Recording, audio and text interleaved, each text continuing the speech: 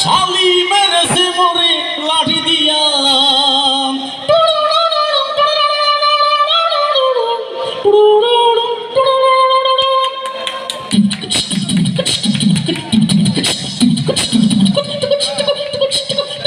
তাও দেখি কোনো করতালি নাই, 2000 দর্শক আছে, কোনো তালি নাই। অবাক হয়ে গেছি। এবার চোখ খুলি দেখি ভাইয়া তালি দেবে কেমনে? 1000 ছেলে 1000 মেয়ের হাতে হাত রেখে বসে মাথার হুকুম বাঁচিতেছে, কোনো করতালি না। তাই খুব ভালো লাগছে। আপনারা অনুষ্ঠান ভালো লাগলে একটু মাঝে সাথে করতালি দেবেন। আমি এই পর্যায়ে চলে যাচ্ছি। অনুষ্ঠান শুরু হলে দেখেন কিছু কিছু বড় ভাইরা ভাষণ দেয়। ভাষণের সময় যদি কারেন্ট চলে যায়, মাইকে শোনা যায় না, এদিক ভাষণ চলতে থাকে। ঠিক এরকম স্টাইলি। সংগ্রামী সব এলাকাবাসী মনে রাখবেন, বাংলাদেশ সরকার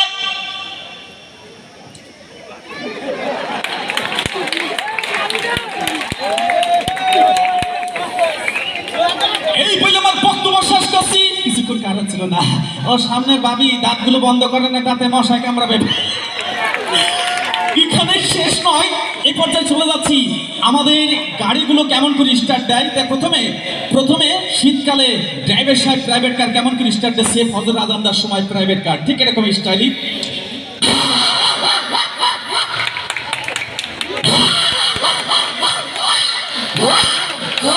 অনেক সময় স্টার্ট হয় আবার বন্ধ হয়।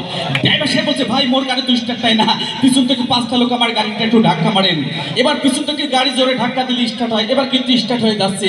এ ভাই মারো রে ঠেলা, আরো জোরে।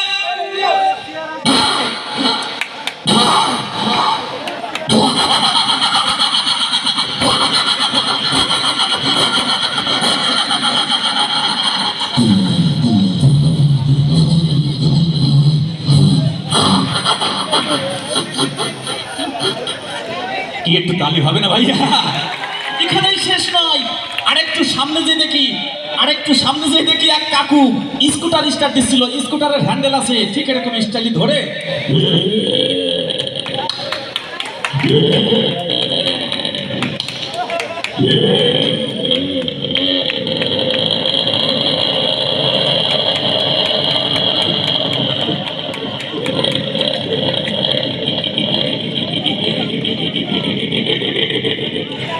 তেল শেষ।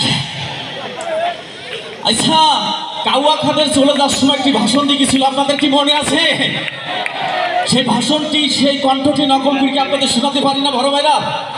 ঠিক এরকম স্টাইলে চলে যাওয়ার সময় একটি ভাষণ দিছিল। ভাইরা আপনারা কেমন আছেন?